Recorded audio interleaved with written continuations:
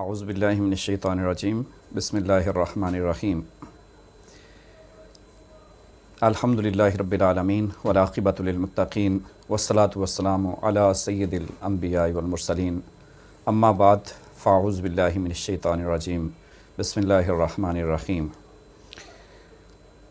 وقضى ربك الا تعبدوا الا اياه وبالوالدين احسانا اما يبلغن عندك الكبر احدهما او كلاهما فلا تقل لهما اف ولا تنهرهما وقل لهما قولا كريما آمنت بالله صدق الله مولانا العظيم وبلغنا رسوله النبي الكريم الأمين ونحن على ذلك لمن الشاهدين والشاكرين والحمد لله رب العالمين. قال الله تبارك وتعالى في شان حبيبه مخبرا وآمرا إن الله وملائكته يصلون على النبي يا أيها الذين آمنوا صلوا عليه وسلموا تسليما. اللهم صل على سيدنا ومولانا محمد وعلى آل سيدنا ومولانا محمد وبارك وسلم وصلی علیہ. آج کی ہماری گفتگو کا موضوع ہے والدین کی خدمت. کچھ حقوق ہیں جو اولاد کی ذمہ داریاں ہوتی ہیں اور کچھ ایسی ذمہ داریاں ہیں جو یقیناً والدین پر عائد ہوتی ہیں. تو اولاد کو چاہیے کہ وہ اپنے ماں باپ کے حقوق کا خیال رکھیں، جو ان کی ڈیوٹیز ہیں، جو ان کی ذمہ داریاں ہیں، ان کو پورا کریں اور اپنے ماں باپ کے جو رائٹس ہیں ان کا خیال رکھیں. اور والدین کو چاہیے کہ جو ان کی ڈیوٹیز ہیں اور جو اولاد کے رائٹس ہیں، جو اولاد کے حقوق ہیں، ان کو پورا کریں. اس کے متعلق ہمارے پیارے نبی صلی اللہ علیہ وآلہ وسلم کے بے شمار فرامین ہیں. ان فرامین میں سے ایک یہ ہے کہ آپ صلی اللہ علیہ وآلہ وسلم نے فرمایا رد الربی فی رد الوالدی و سخت الربی فی سخت الوالدی. اگر باپ راضی ہو تو خدا بھی راضی ہوتا ہے، باپ ناراض ہو جائے تو خدا بھی ناراض ہو جاتا ہے.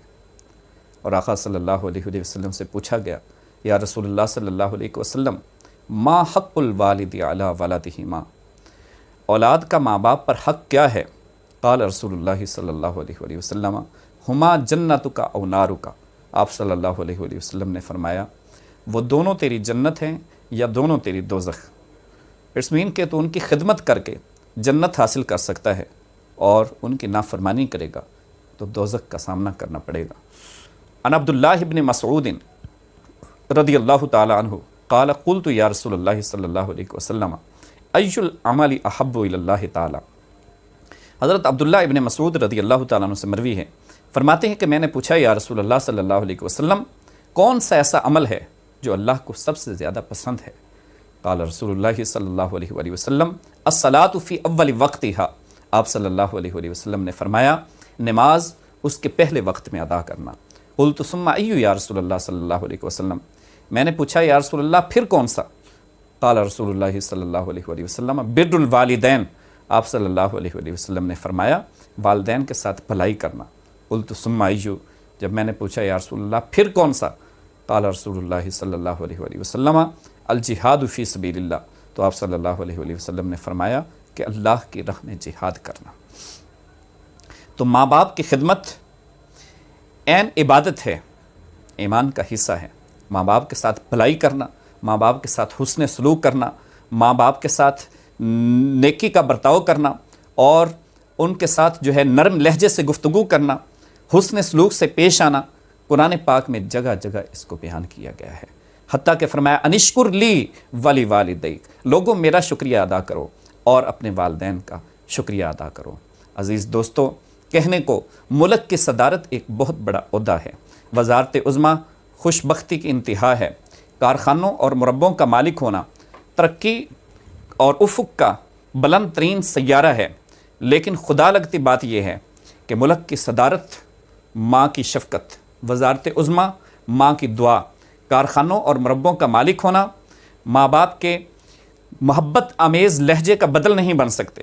اور پھر ضروری نہیں کہ ماں کا تعلق کسی اونچے خاندان سے ہو، وہ اعلیٰ تعلیم یافتہ ہو، آداب و اطوار کے حوالے سے جدید رویے کی حامل ہو، وہ بہت بڑا اونچا معاشرتی مقام رکھتی ہو، وہ آداب و اطوار کے حوالے سے یا سیاسی اور مذہبی حوالے سے وہ اعلیٰ مقام رکھتی ہو.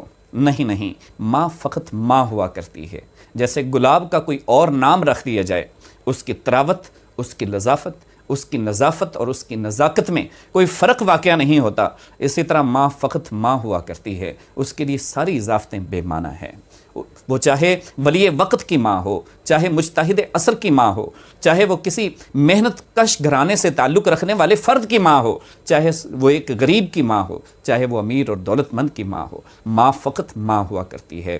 خدا اگر دل فطرت شناس دے تجھ کو، خدا اگر تجھے ایسا دل دے جس سے تو انسان کی فطرت کو پہچان سکے، تو پھر دیکھنا کہ ماں اگر لیپا پوتی کر رہی ہو تو اس کے گارے میں لتھڑے ہوئے کپڑے خلعت شاہی سے بھی قیمتی نظر آتے ہیں۔ ماں اگر اپلے تھاپ رہی ہو تو اس کے ہاتھ تقدیر مبرم بدلنے کے لیے کافی ہو جایا کرتے ہیں۔ ماں اگر روٹیاں پکا رہی ہو تو وقت کے بڑے بڑے سلطان بھی اس کے سامنے ایک لقمے کے گدا بن کر کھڑے ہو جاتے ہیں۔ ماں اگر اپنا دامن پھیلا دے تو کل جہانوں کا مالک عرش سے اتر کر اس سے ہم کلام ہوتا ہے۔ ماں اگر بچے پر اپنا میلا آنچل ڈال دے تو رحمت خداوندی گھٹا بن کر چھا جاتی ہے۔ ماں کا دل کبھی اداس ہو جائے تو دوستو جنت کے شگوفے بھی مرجھا جایا کرتے ہیں۔ ماں کی آنکھیں پرنم ہو جائیں تو کارکنان قضاء و قدر کی آنکھوں کے سامنے اندھیرا چھا جاتا ہے۔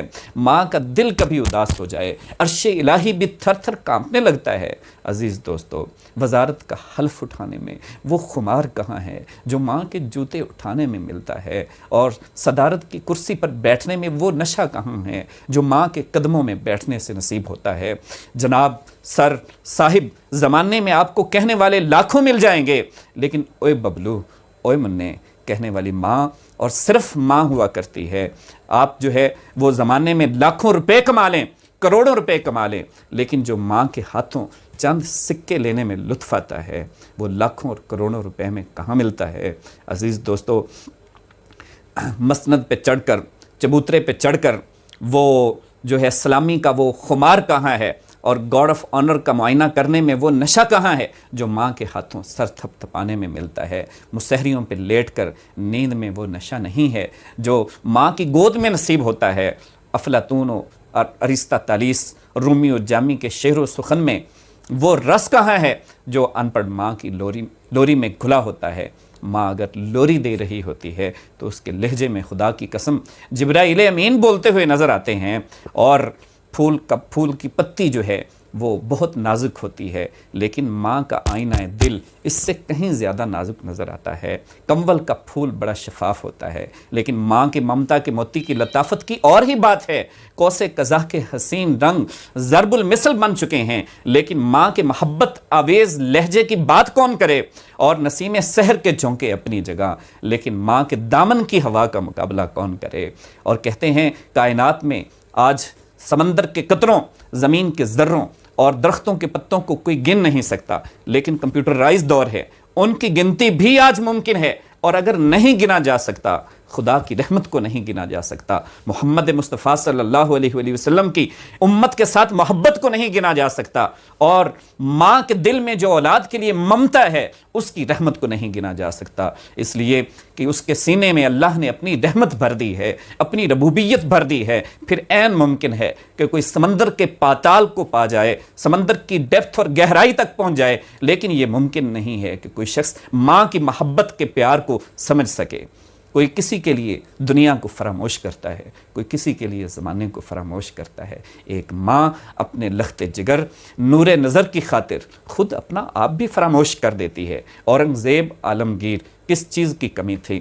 50 سال حکومت کی اور جو ہے بادشاہت ملی، پھر اس کے باوجود جب ماں گھر سے رخصت ہوتی ہے تو تاج مغلیہ زیب سر کر کے ماں کی محبت کو فراموش نہیں کر سکے، اور پکار اٹھے کہ ماں کے بغیر گھر قبرستان ہے۔ حکیم الامت، جن کو لوگوں نے فلسفیان ہند نے، جن کو اسلامیان ہند نے مصور پاکستان کہا ہے، اور ان کو جو ہے شاعر مشرق کہا گیا ہے، علامہ اقبال رحمۃ اللہ تعالی علیہ ماں کی عظمت کو سلام پیش کرتے ہوئے کہتے ہیں کہ سخت سے سخت دل کو ماں کی پرنم آنکھوں کے ساتھ موم کیا جا سکتا ہے۔ اور ایک انگریز مفکر کہتے ہیں کہ آسمانوں کا سب سے بڑا تحفہ ماں اور فقط ماں ہے۔